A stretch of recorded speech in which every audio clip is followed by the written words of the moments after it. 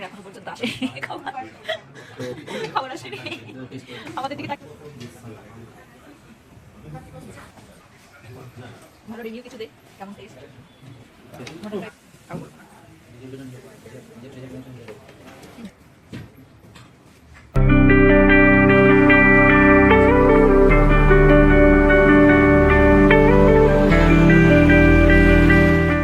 Hello everyone, আমি অস্মিতা।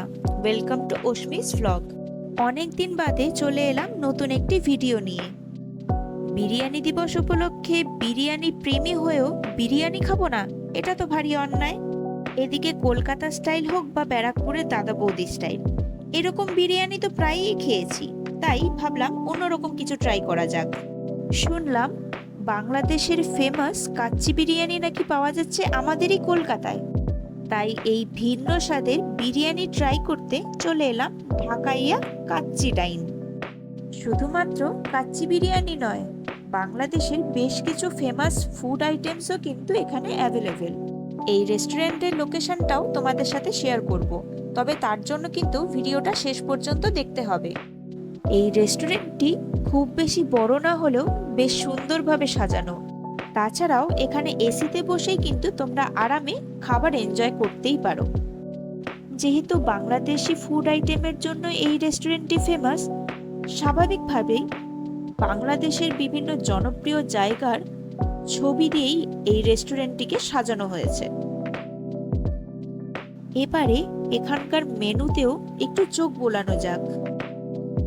আমি menu কার্ডের ভিডিও এখানে দিয়ে দিচ্ছি, তোমরা চাইলে পজ করে দেখে নিতে পারো। এখানে তোমরা চাইলে বাংলাদেশি ফুড আইটেমের ভেজ বা নন ভেজ থালিও নিতেই পারো, তবে সেটি কিন্তু শুধুমাত্র লাঞ্চের জন্যই অ্যাভেলেবেল। আচ্ছা, কাচ্চি বিরিয়ানির নামটা কোথা থেকে এসেছে তোমরা জানতে না তো? এই দেখো পুরো হিস্ট্রি লেখা। এছাড়াও বাংলাদেশের মোরগ পোলাও কিন্তু বেশ ফেমাস। ঠিক আছে, অনেক হিস্ট্রি আর জিওগ্রাফি জানা হয়ে গেছে, আর জেনে লাভ নেই। এবারে খেতেও হবে, খেতেই তো এসেছি নাকি। অর্ডার করেছিলাম মাটন কাচ্চি বিরিয়ানি সাথে জালি কাবাব। বিরিয়ানির সাথে দেওয়া হয়েছিল স্যালাড। বিরিয়ানির চালটা দেখেই তোমরা বুঝতে পেরেছো, এটা কিন্তু আমাদের এই কলকাতা স্টাইলে যে বিরিয়ানি করা হয় বাসমতি চাল, লম্বা দানার সেই চাল নয়। তুলনামূলক ছোট ছোট দানার চালের কিন্তু এখানে ইউজ হয়, তবে কলকাতা স্টাইলের মতো এখানেও আলু কিন্তু দেওয়া হচ্ছে। জালি কাবাব যেটা নিয়েছিলাম সেটা কিন্তু ছিল চিকেন জালি কাবাব। চিকেনের ওপর ডিমের লেয়ার দিয়ে একটা জালের মতো আস্তরণ ফেলা হয় বলে এটাকে জালি কাবাব বলে।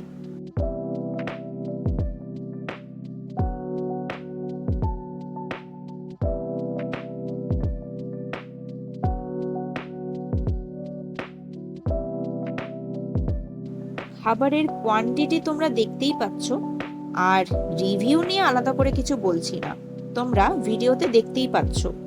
দুজনেই কিন্তু বেশ ভালো এনজয় করছে। দুজনের কথা উল্লেখ করলাম ঠিকই, তবে আমিও কিন্তু খাবারটা বেশ এনজয় করেছি, ভিডিওটা তোলা হয়নি এই আর কি।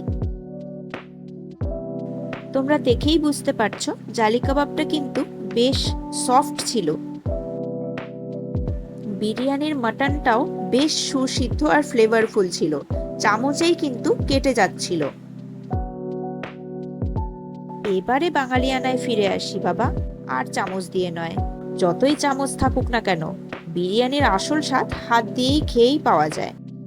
ড্রিঙ্কসে আমরা অর্ডার করেছিলাম ঢাকাইয়া বোরহানি।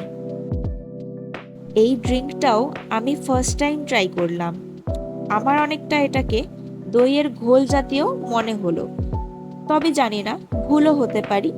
তবে বেশ রিফ্রেশিং, কাচ্চি বিরিয়ানির সাথে বেশ ভালোই লাগছিল।